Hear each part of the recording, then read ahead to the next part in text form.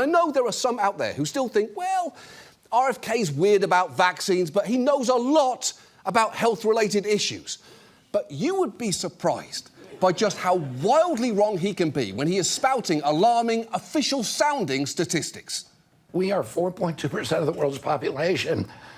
We buy 70% of the pharmaceutical drugs on Earth. 15% of American youth are now on Adderall or some other ADHD medication. When I was a kid, I always say this, a typical pediatrician would see one case of diabetes in his lifetime. Today, it's 1 out of every 3 kids who walks through his office door. 20 years ago, there was no diabetes in China.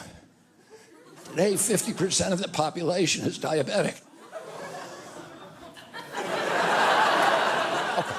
So here's the thing. All the numbers you just heard him say are bullshit. Americans don't buy 70% of the drugs on Earth. We buy around 6%. 15% of American youth aren't on ADHD meds. Estimates put it closer to 5%.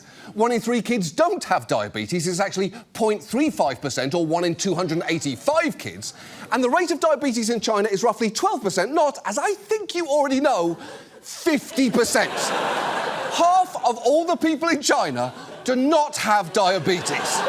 And look, we've asked our researchers to fact-check some dumb shit before on this show. Last year, we literally emailed J.D. Vance's team to ask, has Senator Vance ever had sex with a couch? And has Senator Vance ever had sex with any other furniture or household items?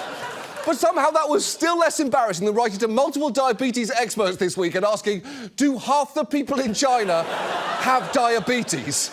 And in return, getting a bunch of versions of no and one response from a doctor that called Kennedy's statement ludicrous, adding, these stats might be related to the worm in his brain.